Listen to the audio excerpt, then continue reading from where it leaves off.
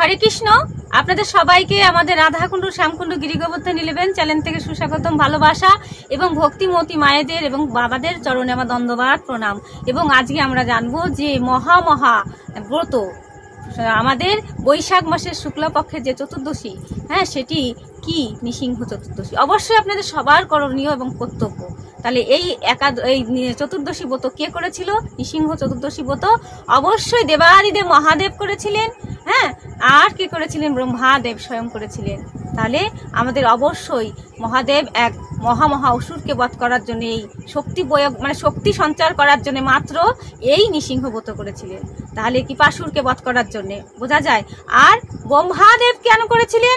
তিনি সৃষ্টি স্থিতি প্রলয়ের মালিকের কাছে বর প্রার্থনা করেছিলেন, এবং এই বর কি আমি নৃসিংহ ব্রত উদযাপন করতে পারি, এবং আমি যেন কি করতে পারি, এই যে সৃষ্টি করতে পারি। মানে সৃষ্টি ব্রহ্মা করবে, তার আগে যে কিছু করতে হয় ভগবানকে দিতে হয়। তাই তিনিও কিন্তু যে সৃষ্টিকর্তা হওয়ার আগে তিনি কিন্তু আমাদের ভগবানের এই অবতারে তিনি যে নৃসিংহ ব্রত অবশ্যই পালন করেছিলেন। এই অবশ্যই দেবতারা ইন্দ্র কিন্তু একটা পদ, মা রাজা, আমাদের স্বর্গের রাজা ইন্দ্র কিন্তু একটা পদ।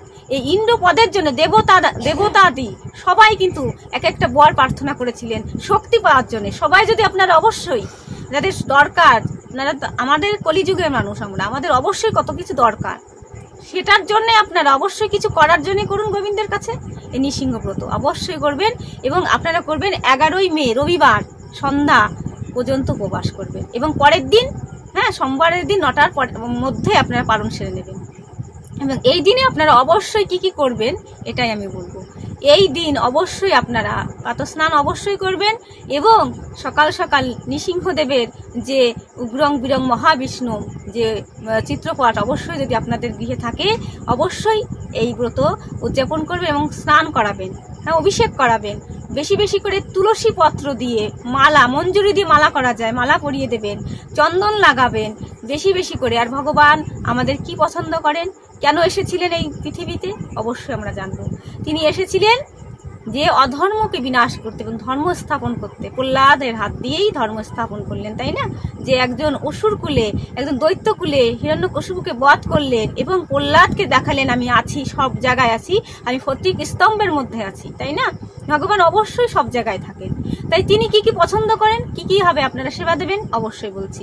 আপনারা ওই দিনে ভগবানকে কি করবেন? মঙ্গল আরতি করবেন, হরিনাম করবেন, এবং কি বলবেন যে ওম নৃসিংহায় দেবা, ভগবানকে প্রণাম জানাবেন। ভগবানের স্তব আছে, মঙ্গল আরতি আছে, আপনাদের অবশ্যই নামঘণ্ট বই আছে, ওখান থেকে নেবেন, এবং বারবার বলবেন ওম শ্রী নৃসিংহ দেবায় নমঃ, ওম শ্রী নৃসিংহ দেবায় নমঃ 3 বার বলবেন।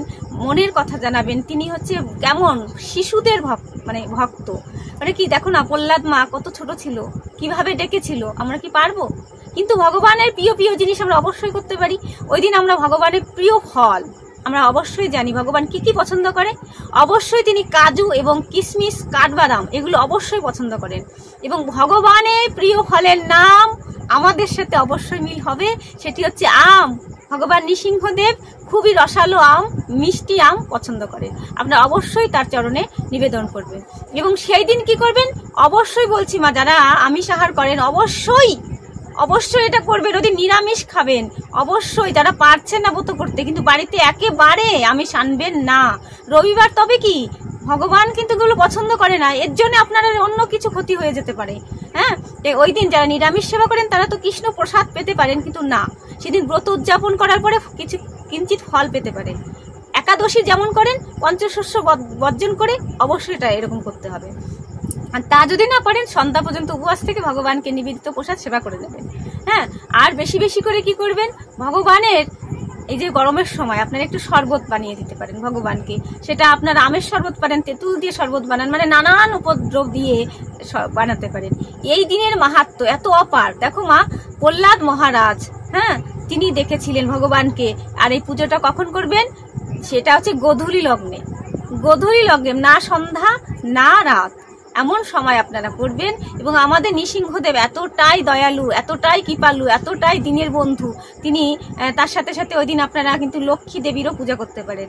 হ্যাঁ, কেননা তার ঘরণী তো, তাকে নিয়ে আপনারা অবশ্যই চিত্রপট থাকলে অবশ্যই করবেন এবং অপরকে উৎসাহিত করবেন এবং ভগবানকে নানান অন্নদানও দিতে পারেন, কিন্তু সেগুলো ভগবানের সেবায় লাগবে, কিন্তু আপনারা পরের দিন সঞ্চয় করে রেখে দিতে পারেন।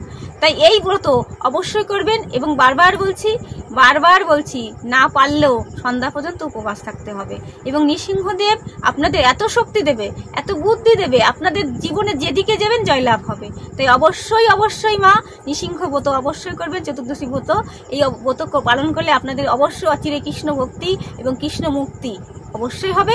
আর আশা রাখছি আপনারা সবাই ভালো থাকবেন, সুস্থ থাকবেন। এবং আমার পাশে থেকে আমার সাথে যারা আছেন, আমার সাথে থেকে যারা সাবস্ক্রাইব করেছেন তাদের অসংখ্য ধন্যবাদ। এবং যারা আমার চ্যানেলে নতুন এবং যারা দেখছেন সাবস্ক্রাইব করেনি, অসংখ্যভাবে আমি তাদের বলবো যে দয়া করেন আমার পাশে থাকেন এবং আমাকে সাপোর্ট করেন। ভুল ত্রুটি আপনাকে আমার যা হচ্ছে না হচ্ছে কমেন্টে জানাবেন এবং আমার পাশে থেকে লাইক, কমেন্ট, শেয়ার, সাবস্ক্রাইব করে রাধে রাধে, হরে কৃষ্ণ।